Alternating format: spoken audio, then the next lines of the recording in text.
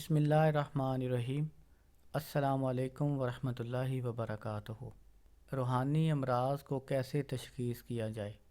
اگر خدا نخواستہ آپ کے گھر میں کوئی مریض ہے، کوئی بیمار ہے، یا آپ کو لگتا ہے کہ آپ کے اوپر کوئی جنات، جادو یا تعویذات کے اثرات ہیں، تو آپ بہت پریشان ہوں گے، اور ایسے میں آپ بہت سارے عاملوں کے پاس جائیں گے۔ ہر بندہ اپنی طرف سے آپ کو کچھ نہ کچھ کہہ دے گا۔ کوئی کہے گا آپ کے اوپر جادو ہے، کوئی کہے گا کالا علم ہے، کوئی کہے گا جنات کے اثرات ہیں۔ غرض یہ کہ آپ کو طرح طرح کی باتیں کریں گے اور آپ مزید پریشان ہوں گے۔ میں آپ کو ایک بہت زبردست روحانی امراض کی تشخیص کا ایک عمل بتانے جا رہا ہوں۔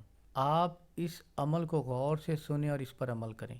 انشاءاللہ تعالی چند منٹوں کے اندر آپ خود دیکھ لیں گے کہ آپ کے اوپر کیا ہے۔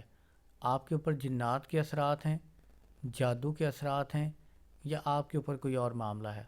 یہ بہت زبردست مجرب عمل ہے۔ آپ پورے یقین کے ساتھ اس عمل کو کریں۔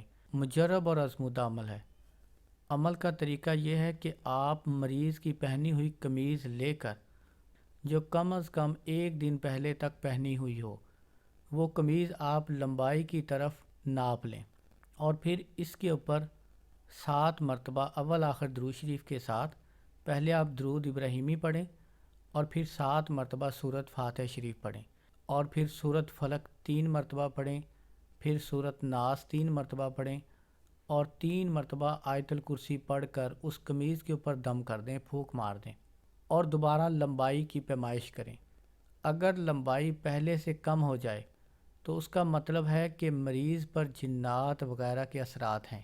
اگر قمیض کی لمبائی پہلے سے زیادہ ہو جائے تو اس کا مطلب مریض سحر جادو کے زیر اثر ہے، اور اس کا علاج کریں۔ اگر قمیض پر دم کرتے ہوئے، پڑھائی کرتے ہوئے آپ کو مسلسل جمائیاں آنی شروع ہو جائیں، آنکھوں سے پانی بہنا شروع ہو جائے، اس کے بعد آپ قمیض کو ناپ کریں۔ قمیض بالکل اپنی اصلی حالت میں ہو، یعنی نہ تو وہ لمبائی میں بڑھے اور نہ لمبائی میں گھٹے، اپنی اصلی حالت پر موجود رہے، تو اس کا مطلب ہے کہ مریض پر سخت نظر بد لگی ہوئی ہے، اس کا علاج کرنا چاہیے۔ میری طرف سے ہر خاص و عام کو اس عمل کی اجازت ہے۔